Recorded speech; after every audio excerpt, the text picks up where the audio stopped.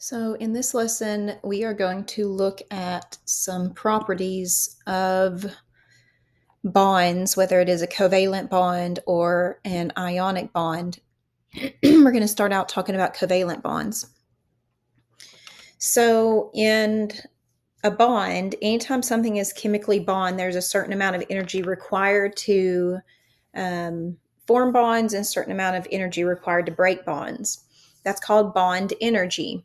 It is going to be something that we'll learn a lot more about as we go through the year.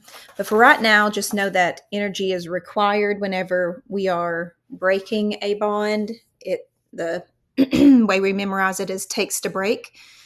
And this is called endothermic, and it ends up being a positive value. We'll talk more about that later. For right now, just know it takes to break energy whenever you're breaking a chemical bond. When you form that bond, it frees to form, and that is considered to be an exothermic reaction, and its sign would be negative when the bond is formed. We are going to be looking at Coulomb's law again and talking about different types of bonds. So here in a couple more sections, we're going to actually draw the Lewis diagrams, which is where we show how elements bond together. But for right now, we're just trying to understand if something has a single bond, a double bond, or a triple bond, then what is that going to look like with energy involvement? So when we're talking about these different types of bonds here, we are talking about a certain number of electrons that are being shared. So a single bond means 2 electrons are shared. In a double bond, 4 electrons, and in a triple bond, it is 6 electrons. Because every time that you have a bond between two elements, that bond represents, the line represents 2 electrons. So if I had HCl, this is showing a chemical bond. Every time we see one of those lines, that represents a single bond. If I had 2 elements that could double bond, it would look more like an equal sign. If I had 2 elements that could triple bond, then it would be 3 lines.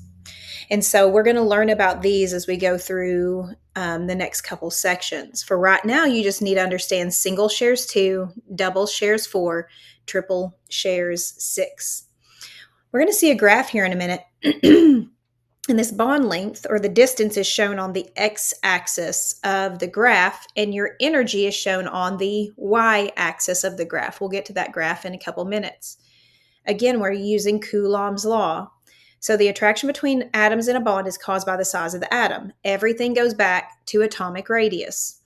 The smaller the radii, the greater the attraction. The larger the radii, the lower the attraction. If we look at Coulomb's law, if I make this number bigger, it is an inverse relationship, and it will make my force decrease. If I make this number smaller, again, it is an inverse relationship, and it will make my force increase. And so bond energy is going to be related to this situation here. So let's look at a periodic table and compare the atomic radius of chlorine, bromine, and iodine. Okay, so on the periodic table, those are all called halogens or halides. They're all in group 17. And our trend for atomic radius is decrease up. Oops, that should be a straight line. We'll pretend it is. And decrease across. So we're looking at the period or the group trend because group 17 are all the halogens.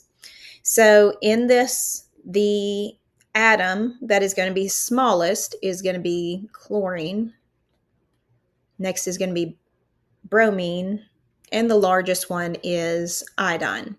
So that's how my atomic radius is going to compare. Chlorine is the smallest, iodine is the largest. If we're talking about energy levels, chlorine has 3 energy levels, and bromine has 4, iodine has 5.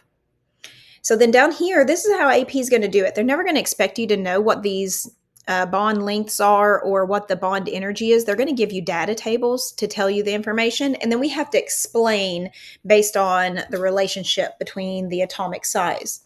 And so if we look at this, Your bond length is going to be measured in PM, which is picometers. Again, we're talking about atoms. They're super teeny tiny. Even when they become molecules, they're super teeny tiny. And then we have our bond energy, which is measured in kilojoules per every mole of that substance. So if I look at this, it says explain why the bond lengths are different, because in this one, chlorine to chlorine is 199, bromine to bromine is 228, and iodine to iodine is 267.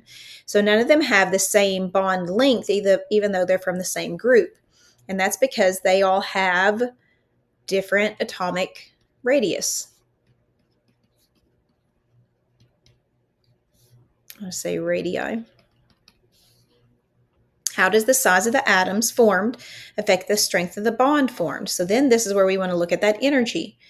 So my chlorine to chlorine is the smallest average bond length, but it has the largest bond energy. Iodine is the largest bond length, but it has the smallest bond energy. And so whenever you're looking at these, the smaller are stronger, bigger are weaker. It's the opposite that's happening. And it's because of Coulomb's law. As I increase my length between the atoms based on their atomic radius, it is going to decrease the amount of energy because of that inverse relationship.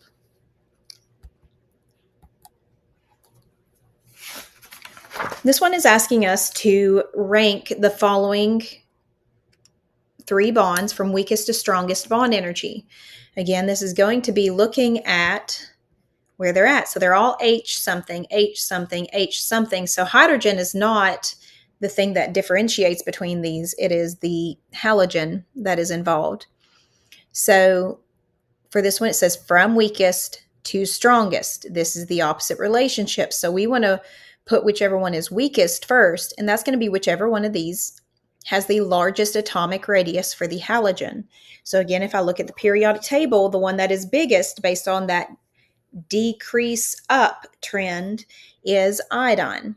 So my weakest bond energy is going to be HI because it is the biggest bond. Next is going to be HCl.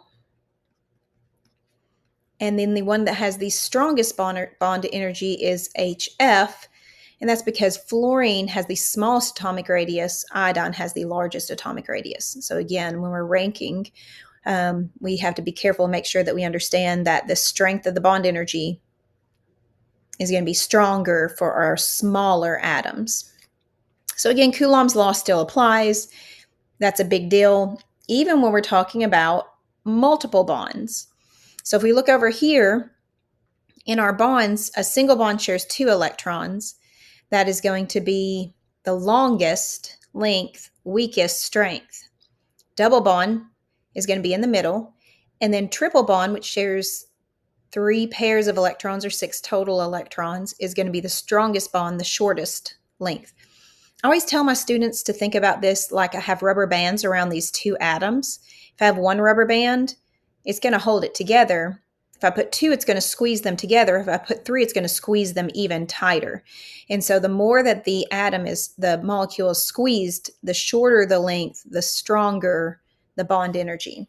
And so it says in order of weakest to strongest again. So my weakest is going to be my single bond. So C single bond C, C double bond C, C triple bond C. More bonds makes it be a stronger bond energy because now we got to break 1, 2, 3 bonds out of it. Remember, it takes to break. So it is easier to break a single bond than it is to break a triple bond. So this is the graph I was telling you about. This is called a potential energy graph. This is a potential energy graph we're going to see. This one is relating it to bond length. We're going to see other potential energies because, again, chemical bonds have energy stored within the bonds, whether we are breaking or forming. We're going to have either energy being needed for a reaction or being released in a reaction. So this one is just saying what is the perfect bond length between 2 atoms where there's not too much repulsion and not too little attraction. And so up here, This is going to be an area where we have repulsion. These two atoms are too close to each other. And so whenever that happens, then the positive nuclei of each of them is going to start repelling each other, and it's not going to be stable. It has a lot of potential energy, but it's not stable. Over here, these atoms are too far apart from each other, and so they are not going to be able to have the attractive forces. These are closer, but they're still going to be difficult to have that attractive force from the nucleus of this one to the electrons of that one and vice versa. So on these graphs, it's always going to curve down, come back up to the origin up here for the distance. And so when we're trying to pick the best location, it is always going to be the bottom of this curve. At that point, that is going to be the best possible combination of attraction and repulsion, and the atom is the most stable. And so you're going to get your amount of energy. So the energy is a little bit more than negative 400. And then your bond length is somewhere between 0 and 100. So I'd say it's about 75 picometers there. And let's say 415 kilojoules per mole. But when you're given these graphs, you're just looking at, in general, the shape of the graph, and this is going to be the best amount for it. So this one has the energy here. If something had a little bit less energy, then it would curve and come up. Also, if it had more energy, it would curve down and come back up. So the amount of energy based on the bond is going to be in this negative region of the graph. Anytime that we're talking about potential energy of just a bond. So here's an example of an FRQ that AP would give you. This is the potential energy is given for carbon triple bond oxygen. Student claims that a curve for carbon single bond oxygen would be less steep, and it would be shifted to the right of the curve for carbon triple bond oxygen. Do you agree with this claim? Explain or why not. So there's literally this type, we call it verbiage, the way that they describe words. You have to understand what you're answering. So you literally have to say yes or no, I agree with this claim. That is part of it. If this was a 2-point question on the AP exam, you would have to answer yes or no to get 1 point, and then justify or explain to get your other point. Okay, so let's think about this. So if this bond is C triple bond O, we know that a triple bond has more energy than a single bond. So the answer would be, yes, I agree that it would definitely be less deep. I agree with that, because it would have to be less deep because it's not going to have as much energy. And then shifted to the right of the curve, well, this is your picometers, or the distance between the two atoms. So if I have something that is triple bonded, remember I said like it's like putting 3 rubber bands around these two atoms, and it squeezes tighter and tighter and tighter. And so it is going to have a very small bond length. This one only has 1 rubber band. It is not going to be squeezed as tight as possible. So when it says shifted to the right, it means on our x-axis, is it going to have a larger bond length? And the answer to that is also yes. So I would agree with both of those things. So when I would go to answer this question, I would say, I agree to this claim. And one of the ways I could describe myself, explain why or why not, I can show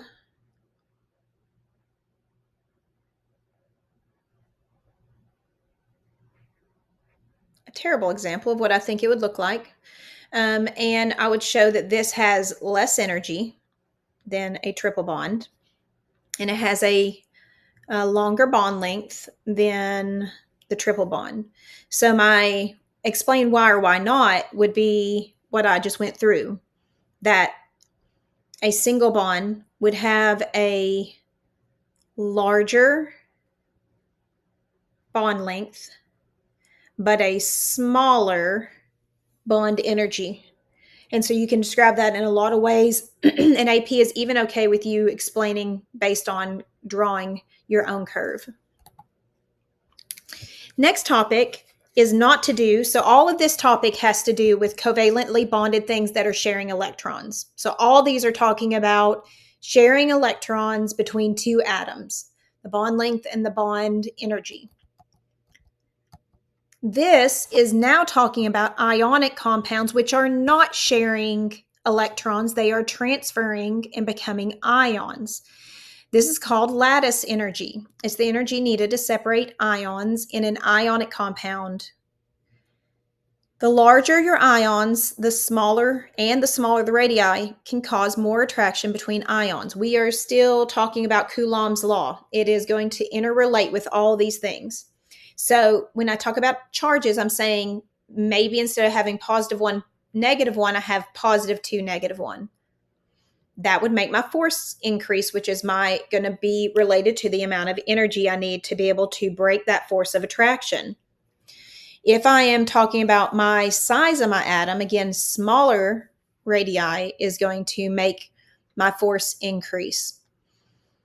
So when you're asked questions about lattice energy, you're looking at number 1, charges, number 2, radii size. Okay, so this is where you really need to know some basic charges to be able to answer these questions. AP does not give you charges for these things. They need to be in your brain, or you need to be able to work backwards to figure out what the charges are.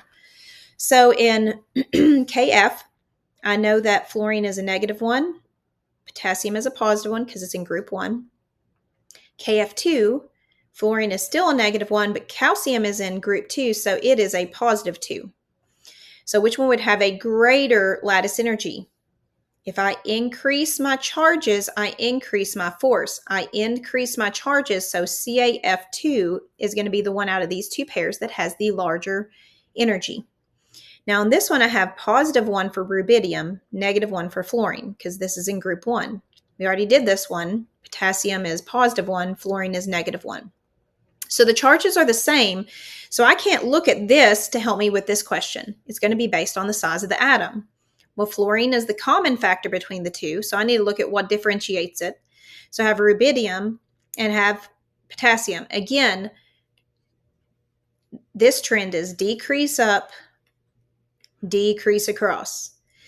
So rubidium and potassium are both in the same group. They're in group 1. Rubidium is further towards the bottom than potassium. So rubidium is larger. This one says smaller radii, because if I decrease the radii, I increase the force. So in this one, the one that have a greater lattice energy is KF.